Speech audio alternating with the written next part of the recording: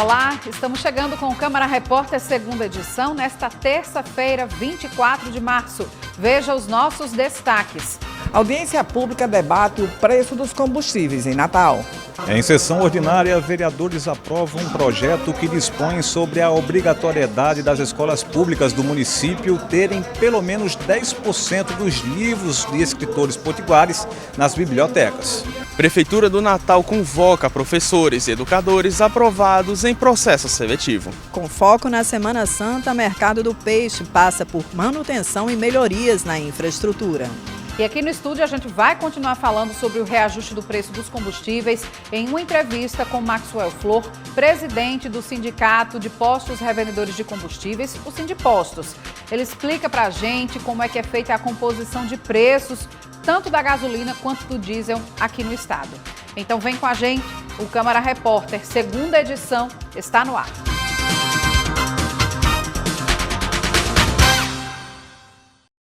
O aumento do preço dos combustíveis mobilizou a Câmara Municipal de Natal na tarde desta terça-feira. Representantes dos sindicatos dos postos de revendedores, do Procon Natal, Instituto de Pesos e Medidas e do Ministério Público debateram a composição dos preços praticados e as investigações sobre possíveis condutas abusivas. A iniciativa foi do vereador Kleber Fernandes. O preço dos combustíveis segue pesando no bolso do consumidor e tem sido motivo constante de reclamações. Em Natal, o tema ganhou destaque com a realização de uma audiência pública na Câmara Municipal. A proposta partiu do vereador Kleber Fernandes, que preside a Comissão de Defesa do Consumidor da Casa. Isso impacta diretamente não só na vida do consumidor que usa o seu veículo, mas também impacta em toda a cadeia de fornecimento de produtos e serviços, inclusive no preço da alimentação, do feijão e do arroz que chega à mesa do cidadão natalense, haja vista que o valor do combustível ele faz parte da formação de preço, de logística, de entregas e, consequentemente, impacta em todo o cenário econômico da nossa cidade. Então, há muitos relatos de que há abusividade na composição desses preços e, consequentemente, o Poder Legislativo tem o dever, a responsabilidade e a obrigação de fazer deste espaço um cenário de debate, de escuta. E foi nesse cenário de insatisfação e cobranças por respostas que os diferentes órgãos presentes se posicionaram. A representante do Procon Natal reforçou que aumentos precisam ser justificados com base em notas fiscais e custos reais. Esclareceu que o Procon realiza fiscalizações constantes e que a livre iniciativa não autoriza o aumento sem justa causa. Também aconselhou os consumidores a denunciar caso percebam alguma irregularidade. Também foram discutidos os fatores que influenciam diretamente no preço final. O presidente do Sindipostos explicou a complexidade do aumento dos preços de combustíveis. A refinaria Clara Camarão, no período de um mês, de 19 de fevereiro a 19 de março, ela promoveu um reajuste de R$ 1,31. E a pesquisa que a ANP fez nesse período, do mesmo de 19 de fevereiro a 19 de março, detectou um aumento nos postos de 96 centavos, ou seja, foi um aumento inferior ao que a refinaria Clara Camarão passou. O etanol é um produto que ele está diretamente atrelado à gasolina e que as usinas, eu falo pelo etanol, mas sem digamos, autonomia, porque o etanol é responsável, quem é responsável por ele são as usinas, mas as usinas alegam que eles têm um estoque limitado e que eles atrelam ao mercado internacional também. O Ministério Público questionou não apenas o aumento da gasolina, mas contestou a alta no preço do etanol, destacando a necessidade de coerência nos reajustes e cobrou a atuação efetiva dos órgãos responsáveis no controle dos preços. Foi instaurado um procedimento para acompanhar essa questão e vai ser verificado se o reajuste foi regular, ou seja, foi legal ou não. O procedimento está em fase de coleta de informações, então foram requisitadas informações das distribuidoras e da refinaria Clara Camarão a respeito de documentação e planilhas na aplicação desse reajuste e também as fiscalizações que eventualmente os PROCONs tenham a respeito desse assunto. Já o IPEM chamou atenção para a importância da fiscalização não só nos preços, mas também na quantidade e qualidade do combustível entregue ao consumidor. A gestão de fiscalização de postos de combustíveis é uma gestão compartilhada. Por exemplo, quando a gente faz uma fiscalização em conjunto, como foi o caso da operação da semana passada, que foi uma operação nacional, da qual a gente fez parte, a gente vai junto com o técnico da ANP, ele olha a qualidade, ele verifica a origem do combustível, ele vai para ver, faz aqueles testes todos químicos, ele faz na hora e diz se tem problema ou não. Enquanto isso, nós vamos para a questão volumétrica, para saber se os 20 litros, por exemplo, que você está pagando é o que está indo para o tanque. Então a gente leva um medidor, esse medidor ele é verificado, a gente faz essa medição de imediato, se constatar a fraude, a gente lacra a bomba e o posto ele é automaticamente autuado, e aí a multa pode vir, claro, o posto vai ter todo o direito a se defender, o amplo contraditório, é um processo normal como outro qualquer. E aí a multa, se você não tiver como se explicar a multa, ela vai vir. Então é uma fiscalização que é extremamente técnica, né? Não é só em relação a essa questão da quantidade, porque a gente também vê a qualidade da bomba de combustível. Como aquela bomba de combustível está funcionando. Porque, por exemplo, você chega num posto, às vezes aquela mangueira, né, ela está ressecada. O risco de ter um vazamento e provocar um incêndio é alto. Então, assim, não pode funcionar. Você lacra, dá 10 dias, o posto vai ter que trocar a mangueira, depois o nosso técnico volta ao estabelecimento e aí ele troca o lacre. É aquela dica, por exemplo, se você viu no posto um lacre vermelho, é porque tem uma inconformidade. Pode funcionar? Sim, dependendo da inconformidade.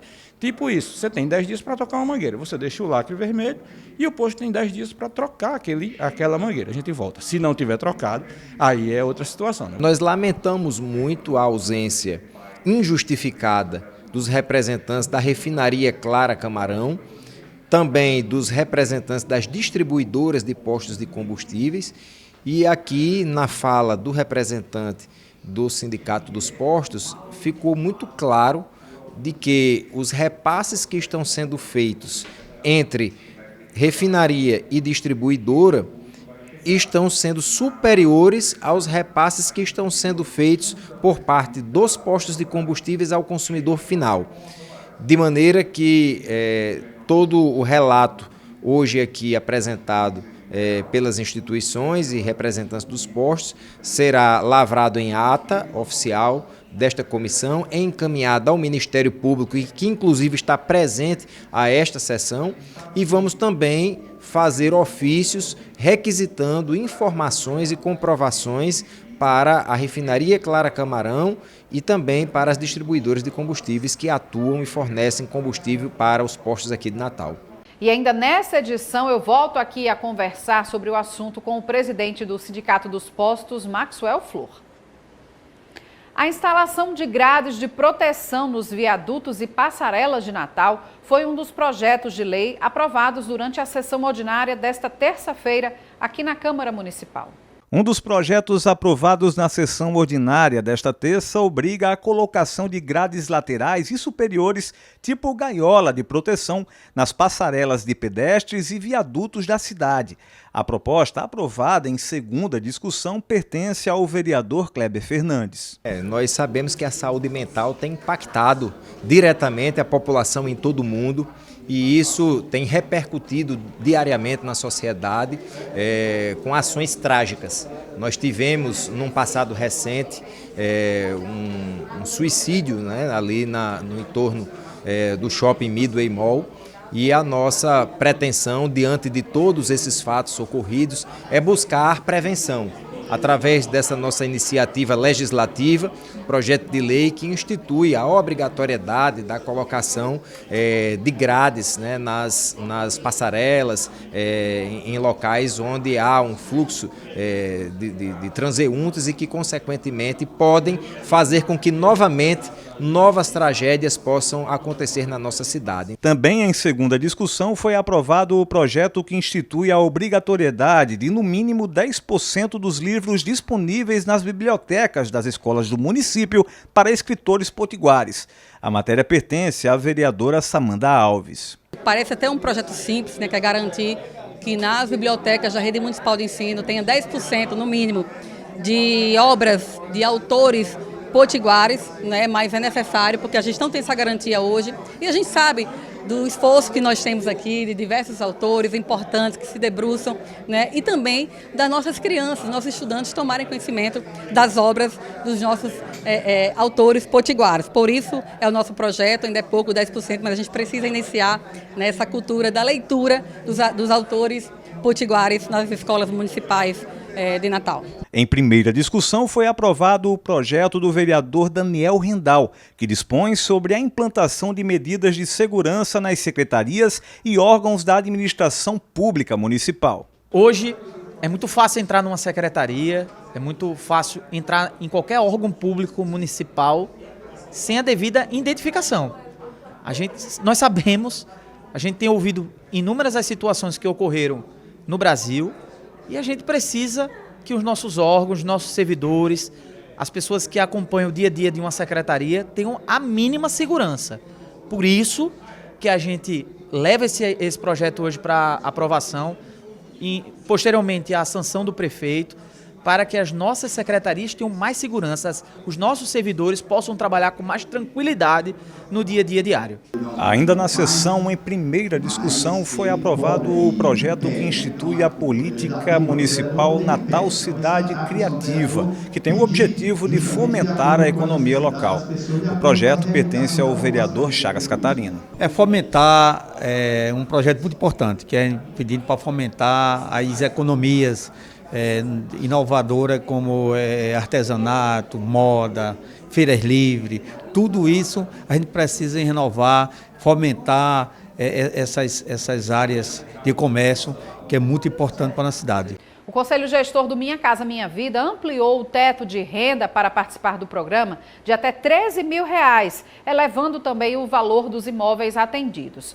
As mudanças foram aprovadas pelo Conselho do FGTS, aumentando o alcance do programa e reajustando os limites de financiamento. A repórter Simone Silva tem mais informações. Um pacote de mudanças no Minha Casa Minha Vida foi aprovado pelo Conselho Curador do FGTS nesta terça-feira. Elas ampliam o acesso ao programa habitacional, atualizam as condições de financiamento e ainda aumentam o limite de renda familiar em todas as faixas. O objetivo é ampliar o número de beneficiários e também ajustar o programa à realidade do mercado imobiliário. Veja como fica o teto dos imóveis financiados. A faixa 1, onde também foi criada uma nova taxa de juros de 4,5% ao ano, passa de R$ 2.850 para R$ 3.200. A faixa 2 de R$ 4.700 para R$ 5.000.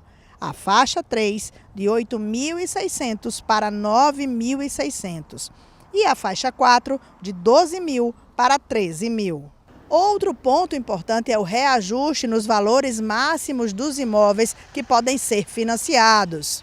Os limites foram ampliados da seguinte forma: faixa 3, de R$ 350 mil para R$ 400 mil, alta de cerca de 14%. Faixa 4, de R$ 500 mil para R$ 600 mil, aumento de 20%. Para viabilizar a expansão, o programa deve contar também com recursos do Fundo Social, que já destina 31 bilhões para o Minha Casa Minha Vida. Ações de panfletagem nas ruas de Natal precisam, a partir de agora, seguir regras e obter autorização da Prefeitura. O processo é feito junto à Secretaria Municipal de Meio Ambiente e Urbanismo e exige solicitação com antecedência. Para realizar panfletagem aqui em Natal, é necessário agora solicitar a autorização com pelo menos 5 dias úteis de antecedência junto à CEMURB.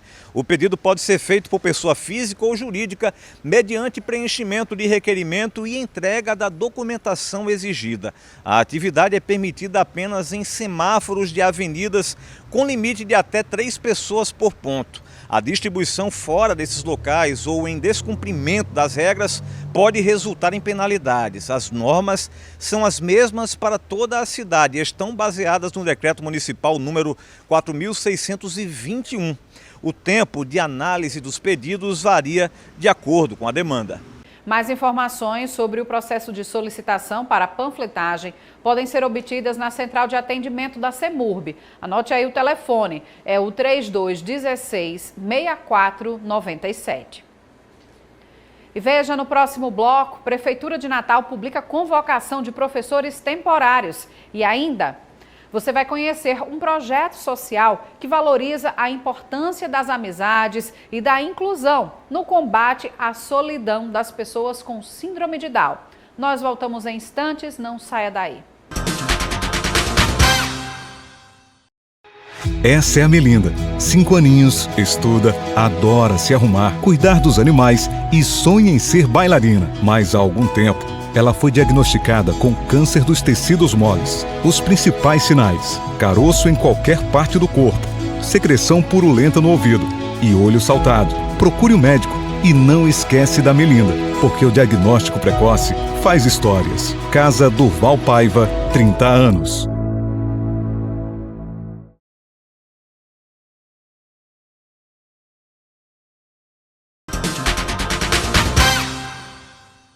O ministro Alexandre de Moraes, do Supremo Tribunal Federal, autorizou que o ex-presidente Jair Bolsonaro passe a cumprir pena em prisão domiciliar por 90 dias para a recuperação de uma broncopneumonia.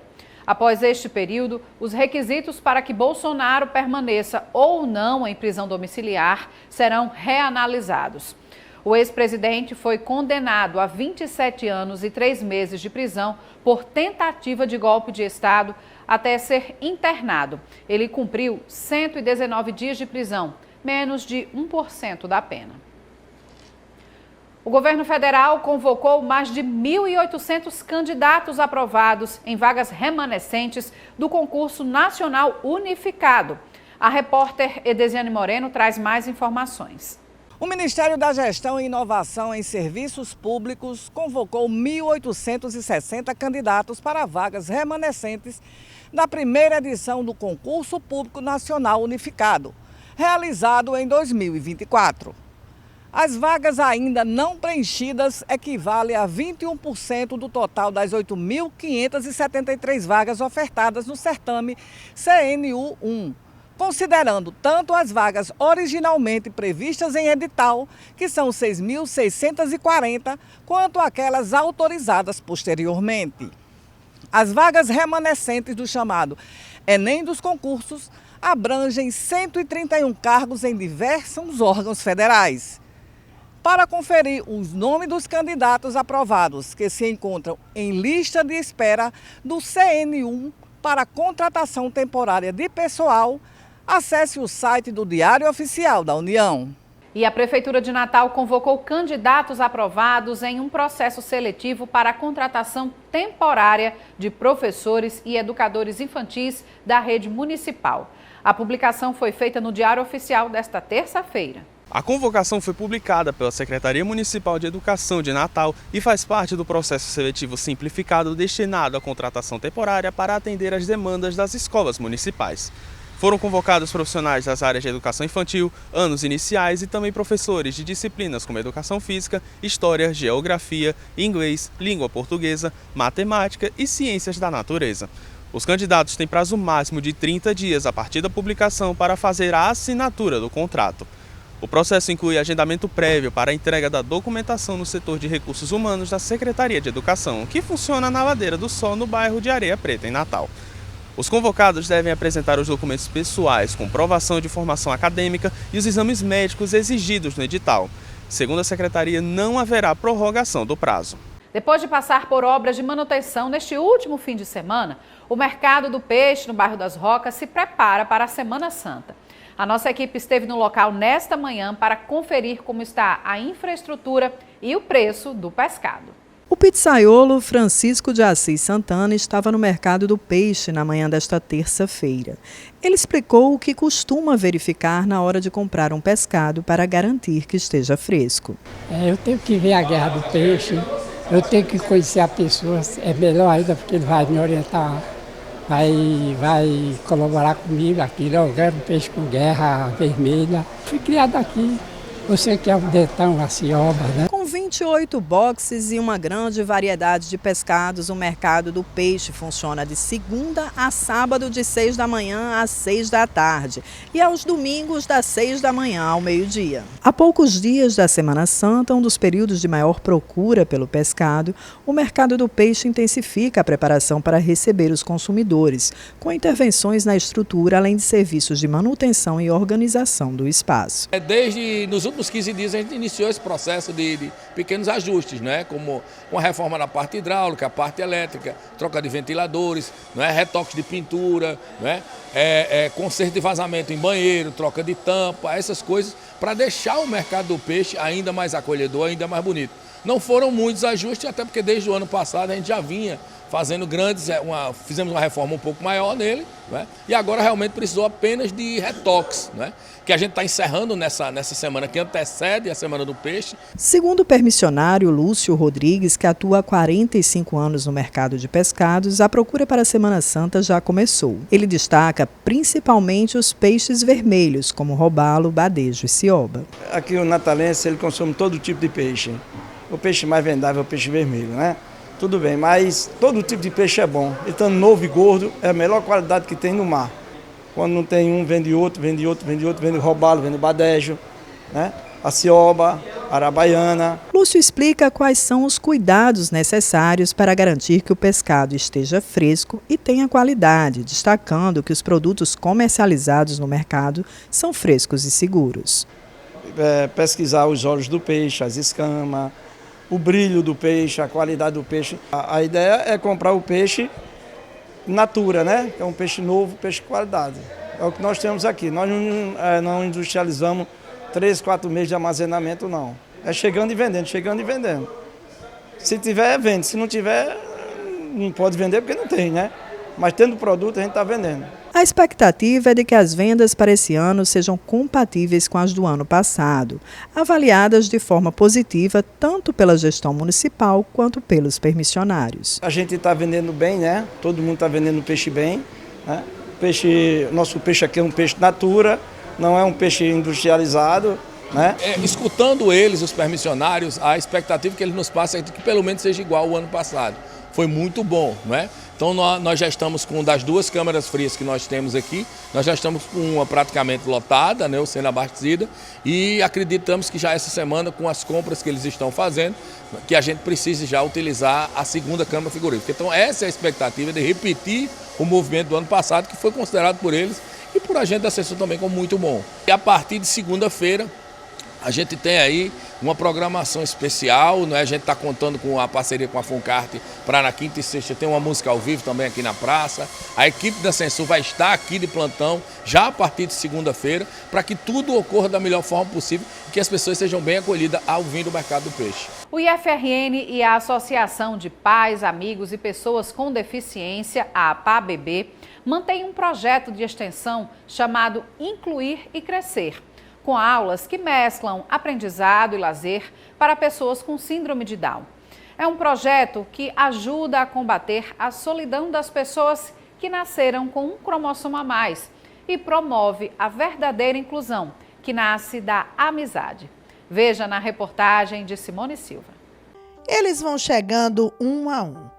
E o carinho do reencontro mostra o afeto que um sente pelo outro.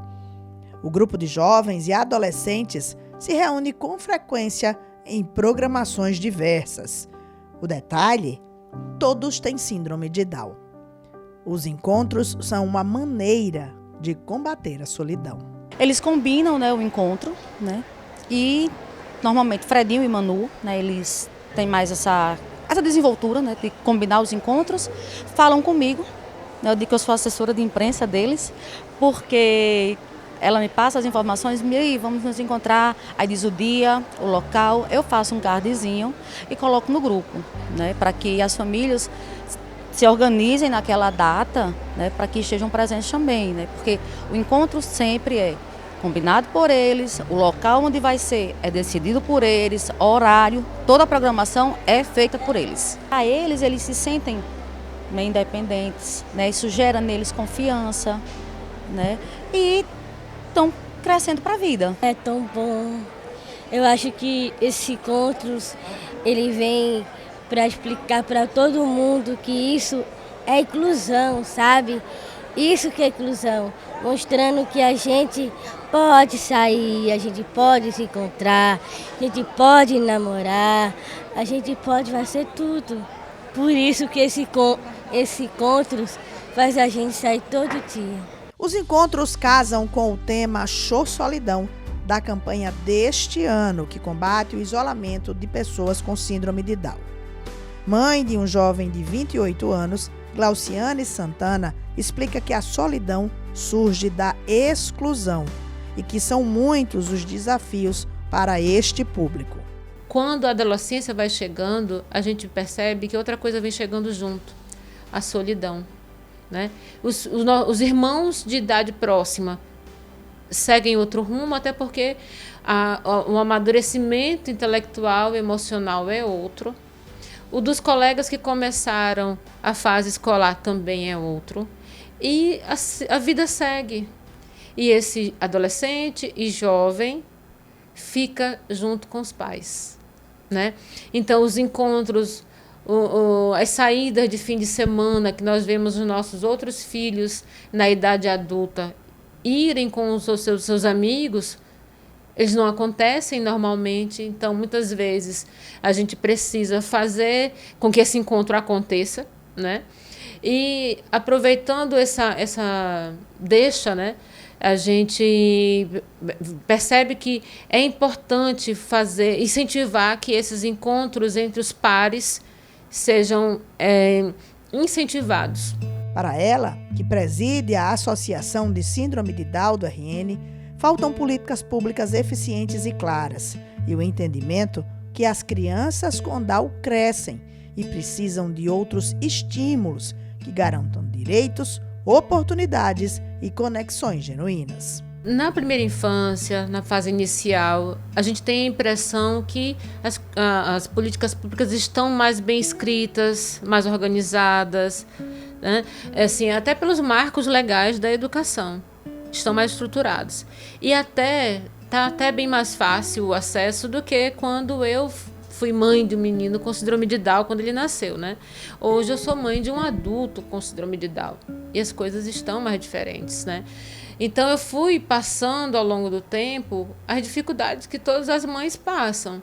E aí passamos pela dificuldade de acesso à escola, os nãos que nós recebemos, as dificuldades de formação dos professores, dos profissionais da área de saúde, as mudanças que permitiram que os nossos meninos na época, hoje adultos, né, tiveram acesso às terapias que antes não tinha numa oferta muito maior e hoje tem no plano de saúde, com algumas questões relacionadas aí ao acesso, uma oferta maior, até de novas possibilidades terapêuticas. O IFRN é a Associação de Pais, Amigos e Pessoas com Deficiência de Funcionários do Banco do Brasil e da Comunidade, a PABB, mantém um projeto de extensão chamado Incluir e Crescer, com aulas que mesclam aprendizado e lazer. A voluntária Clécia Cortez explica como é trabalhar com este público. São pessoas com emoções, com sentimentos e sonhos iguais a quaisquer outras pessoas. A senhora ainda acha que existe muito preconceito, por exemplo, com relação a quem tem síndrome de Down? Como é que a sociedade, de modo geral, lida com essas pessoas? Apesar de todo avanço na legislação, o preconceito existe sim. Tanto com relação às pessoas com a síndrome de Down, como com as pessoas com deficiência de um modo geral. Nas aulas, os alunos, a maioria com síndrome de Down, trabalham autoestima, autoconfiança, autonomia e independência, com atividades socioeducativas e pedagógicas, de segunda a sexta. Aqui no projeto, eles desenvolvem, a gente oferece oficina de música, dança, arte visual, jogos de tabuleiro, com direito a campeonato e tudo, jogos expressão corporal, iniciação esportiva também, e jogos recreativos, enquanto o projeto Incluir Crescer. Enquanto a PABB, a gente desenvolve um programa de lazer, um programa de esporte, empregabilidade também, e desenvolve trabalhos com as famílias. A psicóloga Silvia Guz é mãe de Alice, de 28 anos, que integra o grupo T21, aquele que organiza os encontros sociais. Para ela, a cada evento, uma oportunidade de inclusão e aprendizado, não só para os jovens e suas famílias, mas para toda a sociedade. Traz um ganho pessoal, porque eles estão aprendendo coisas na vida, eles estão vivendo vida de adulto, né? Todos nós saímos para um rolê, encontramos amigos, então assim, essa é a vida adulta. E eu acho que tem um ganho também para a sociedade, tem visibilidade. É importante que as pessoas andem pelo shopping e vejam que tem pessoas com deficiência na vida, se divertindo, comprando, comendo, passeando, namorando, encontrando os amigos. Então, acho que no fim todo mundo ganha.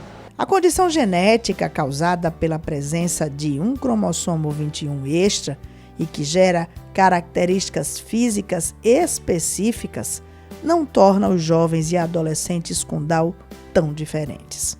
Eles querem a mesma coisa. Os encontros permitem que vivam isso, como explica Gabriel Santana e Manuela Freire. A gente ir pro filme, fazer o lanche, conversar com os amigos, fico o seguinte, é muito feliz, a gente conversa, a gente ri, a gente gosta de rir. Eu acho que o certo é sair. Eu acho que a oportunidade que eu tenho, todos têm que ter. De sair, o ir e vir, porque eu acho que a gente tem que sair para o mundo. Eu sei que os pais querem botar na asa, mas a gente tem que voar, a gente tem que ir para longe. E o que é que você sente pelos seus amigos? Gratidão. Eu acho que eles mostram para mim a verdade, mostram que tudo isso vale a pena.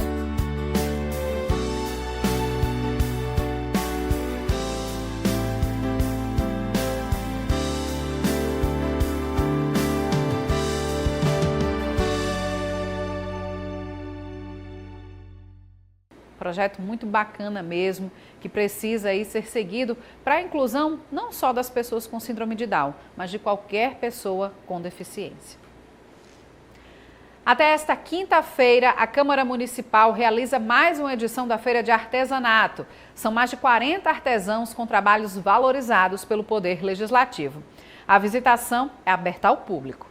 Essa é a primeira edição da Feira de Artesanato da Câmara Municipal de Natal neste ano de 2026. A feirinha está acontecendo aqui no pátio do Legislativo natalense. Aqui ao meu lado, a Fátima, que produz esses bonecos. Olha só a variedade, tem Homem-Aranha, tem animais, tem o ET, Snoopy, tem de tudo. Fátima, essa técnica você aprendeu com quem? Há quantos anos trabalhando com artesanato?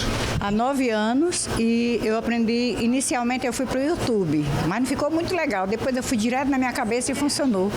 E quanto que tá a peça, cada peça? Depende, cada uma tem um valor. Tem a partir dos 40 até os 180 reais. É. E essa iniciativa aqui na Câmara é importante? Eu gosto. É a minha segunda vez, mas eu já gostei daqui. Veja só a variedade nesse stand, muitas bolsas. Chega para cá, Francisco Câmara. Olha só a variedade também nesse stand com artes sacras. Veja a perfeição de cada peça, cada detalhe. Quem produz essas peças é a Edneide. Edneide, há quanto tempo trabalhando com artesanato? Já há 5 anos. Aprendeu como? Aprendi sozinha. E por que arte sacra? Porque eu me identifico muito, gosto muito do trabalho. E qual o valor de cada peça? Eu tenho peças a partir de R$10. A partir de R$10 as peças. E essa iniciativa da Câmara é importante? Sim, muito importante. Valoriza muito, né, o artesanato. Aqui temos toalhinha, pano de prato, colar, peças de crochê, chapeuzinho, saidinha de banho, é isso? Ou seja, a variedade grande. E quem produz está aqui ao meu lado. Teu nome? Maria do Socorro. Maria do Socorro. Há quanto tempo com esse talento aqui como artesã? Uns 13 anos. 13 anos. E aprendeu por que decidiu aprender a fazer esse trabalho? Vou vendo, vou buscando no YouTube, nas aulas. É uma terapia? É, terapia e rende uma graninha. E uma graninha extra. Essas peças aqui, quanto que tá? Em torno de 20, 30 reais. Não é muito caro não, barato. E essa iniciativa aqui na Câmara Municipal de Natal, a feirinha da Câmara, já tinha participado? Já é a terceira vez que eu venho. Uma boa oportunidade. Eu gosto, um ambiente bom, saudável, acolhedor. Eu gosto daqui. Aqui tem todo tipo de pão com fermentação natural. Esse mais clarinho, tem aqui o mais escuro. E qual o teu nome que você está aqui representando? Pão do céu artesanal. Sim, são pães artesanais de fermentação natural. Desde 2019 que estamos atuando, né, trabalhando com o ramo de panificação. E aí a gente tem uma variedade aqui de pães, né? Temos o pão tradicional, calabresa, queijo com goiabada, coco com leite condensado e várias outras opções. Qual a diferença desse pão para o pão convencional encontrado nas panificadoras? O pão de fermentação natural é um pão mais saudável, mais nutritivo, né? A técnica de fermentação é uma técnica mais acessível e mais natural, né? Essa feira é de um projeto de lei do vereador Érico Já, presidente da casa, né? E ele teve essa vontade de prestigiar os nossos artesãos potiguar, que é uma coisa muito bacana. Então a feira dura 3 dias, a gente está fazendo, não é todo mês, a gente está fazendo um espaço, um cronograma junto com o pessoal da feira, porque às vezes eles têm feira em outros lugares também, e a gente quer agregar um maior número de participantes. Nós pedimos, nós temos uma parceria também com as Centas, elas nos fornecem a tenda, as cadeiras, as mesas, aqui é tudo de cortesia, é em torno de 43 a 50 participantes por feira, porque nosso espaço é reduzido e nós não temos, assim, condições de atender mais do que a gente tem. E o nosso horário de funcionamento é de 8 às 14 horas. Se você que está em casa, venha prestigiar a Feira de Artesanato Potiguar. Aqui na Câmara, é aberta ao público, quem quiser vir é muito bem recebido, vamos prestigiar. E depois do intervalo a gente continua repercutindo aqui o reajuste do preço dos combustíveis no Rio Grande do Norte, numa entrevista com o presidente do Sindipostos, Maxwell Flor. Não saia daí que o Câmara Repórter volta já. Essa é a Melinda. 5 aninhos, estuda, adora se arrumar, cuidar dos animais e sonha em ser bailarina. Mas há algum tempo, ela foi diagnosticada com câncer dos tecidos moles. Os principais sinais: caroço em qualquer parte do corpo, secreção purulenta no ouvido e olho saltado. Procure o médico e não esquece da Melinda, porque o diagnóstico precoce faz histórias. Casa Durval Paiva, 30 anos.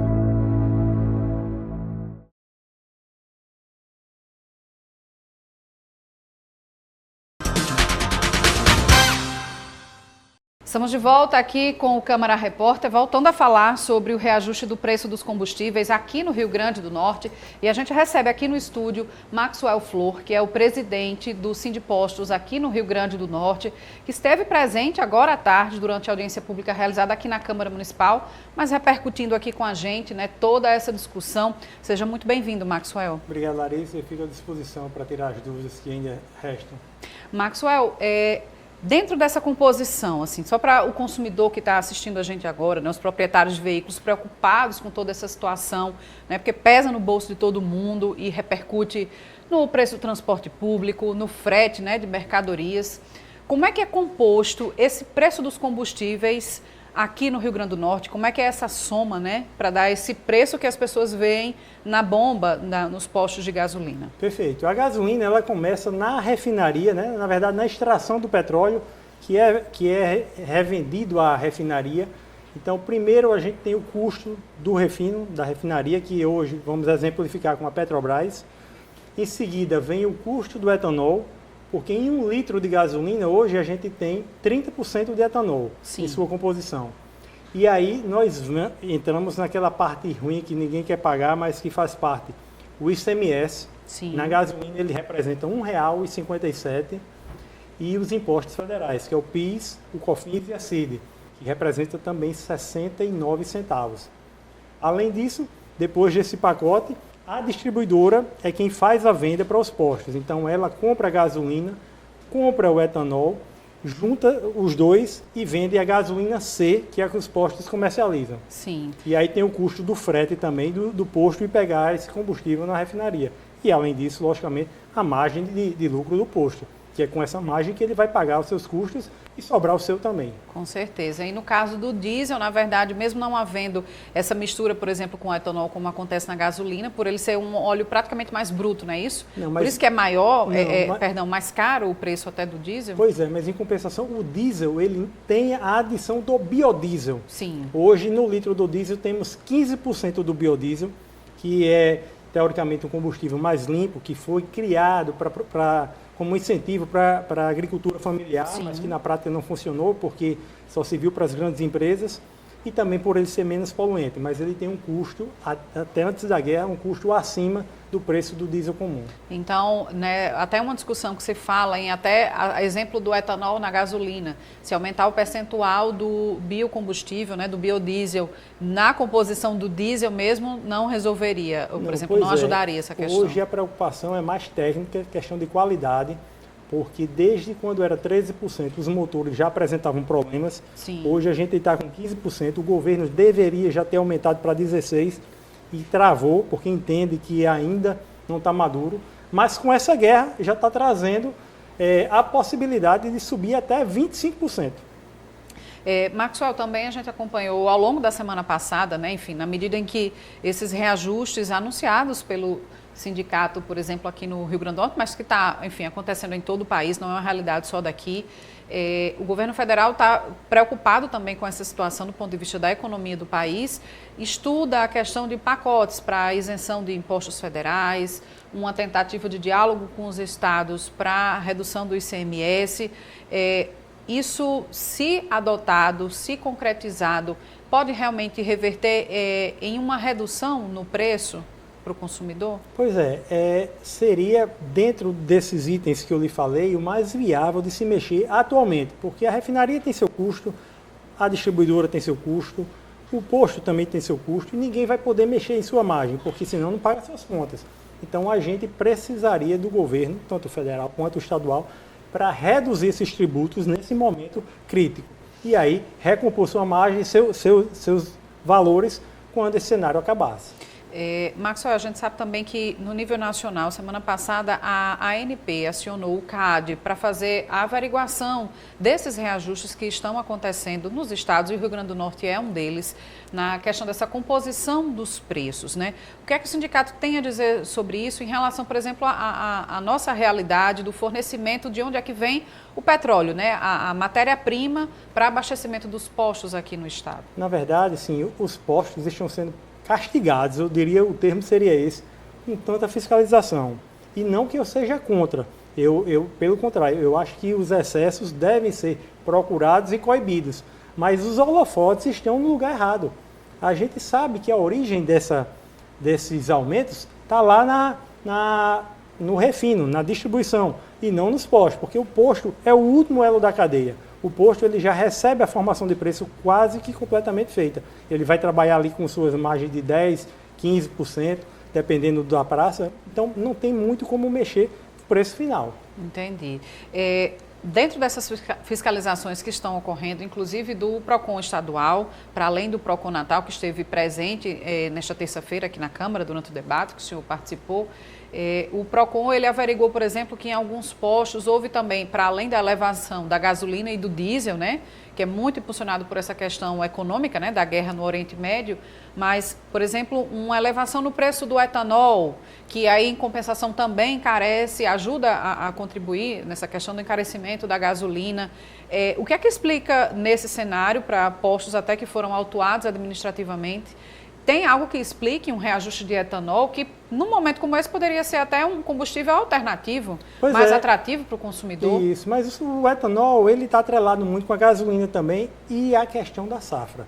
A gente tem que lembrar que o etanol é um produto natural, em que ele é produzido por uma colheita e ele tem a sua sazonalidade e a sua produção. Então, na hora que o estoque diminui, a tendência é que o preço aumente. Então, além disso, o usineiro, a usina, ele tem a possibilidade de produzir com a cana-de-açúcar o próprio açúcar, e exportar e ter uma rentabilidade muito maior. Ou seja, acaba que o etanol, ele, por ter uma oferta menor, porque o usineiro vai produzir açúcar, ele vai ter que aumentar a sua produção do etanol anidro. O que é o etanol anidro? É o que é adicionado à gasolina, Sim. que era de 27%, hoje está em 30%. Então, ele destinou uma quantidade maior de cana-de-açúcar para essa produção. E aí ele sobra menos mão de obra, menos matéria-prima para a produção do anidro, do hidratado. E com isso, seu preço sobe. Entendi. É uma lógica como essa, mas claro que não sendo da mesma indústria. Também acontece com o gás natural, que também quando foi criado, enfim, sendo colocado sempre como uma alternativa de combustível de abastecimento para, enfim, facilitar a vida das pessoas, para reduzir o custo. O gás natural também depende da oferta e do preço que é ofertado pelas suas concessionárias em cada estado. E da energia. A energia é um item que influencia bastante no custo do gás natural. Além disso, também por serem equipamentos caros, o custo de manutenção pesa bastante. Compreendo. A gente sabe que a Brava Energia, quando anuncia esses reajustes, é uma avaliação semanal, toda quinta-feira, inclusive, que é colocado. Há uma perspectiva de um novo aumento já para essa quinta-feira? O que é que o Sindipostos, enfim, dentro do diálogo, dentro das negociações com a refinaria Clara Camarão, enfim, tem na verdade, assim, aventado como para essa custo, semana? A gente não tem acesso à refinaria Clara Camarão porque nós não compramos diretamente dela. Quem compra da refinaria são as distribuidoras. Os postos Sim. já compram essa gasolina misturada com etanol das distribuidoras. Mas, respondendo objetivamente a sua pergunta, infelizmente o cenário ainda é de alta. A refinaria Clara Camarão ainda não repassou toda a diferença de preço que tem para o mercado internacional. Se ela vai fazer, nós não sabemos, né? Normalmente é na quarta-feira que ela anuncia o reajuste para vigorar a partir da quinta. Tá certo. A gente vem, só complementando, de 4 semanas consecutivas de aumento. Exatamente. Eu expliquei lá na nossa apresentação que nesse período tivemos um reajuste de R$ 1,31 pela refinaria. E na pesquisa feita entre os postos de Natal pela ANP, Agência Nacional do Petróleo, os postos só haviam reajustado 96 centavos, ou seja, ainda não repassou todo o reajuste que a refinaria praticou. A gente sabe que o comércio, enfim, a atividade comercial ela é livre, né? Enfim, garantida até por lei, pela Constituição. Mas há alguma orientação por parte do Sindipostos para que, no caso dos postos de combustíveis, que ainda tenham alguma reserva de combustível, né, em suas unidades, que não venha com um reajuste de preço, enfim, tenha sido com o preço antigo, que não apliquem de imediato, por exemplo, um reajuste que, por exemplo, que venha a ser anunciado essa semana. Como é que se dá esse diálogo, né, assim, para não assustar tanto o consumidor e segurar esses preços? Sobre esse tema, Larissa, o Sindipostos é completamente vetado de tratar. A relação entre o sindicato e o revendedor não se trata sobre preço, exatamente para não ter nenhum indício, nenhuma possibilidade de se configurar um cartel. Então, não falamos sobre isso jamais com uma entidade. Tá certo. Internamente. Então. Tudo bem, então, Maxwell, muito obrigada aqui pela sua participação, pelos seus esclarecimentos, né? Porque eu acho que quem está do outro lado fica ansioso sempre por notícias, por entender melhor como tudo isso acontece, porque todo mundo está sofrendo, né? Verdade, inclusive nós. Muito obrigada aqui pela sua Fica participação. à disposição. E esta edição do Câmara Repórter fica por aqui. A você que nos acompanha, obrigada pela sua audiência. A gente volta a se encontrar nesta quarta-feira com outras notícias aqui da Câmara Municipal e também sobre o que acontece na nossa cidade. Tchau!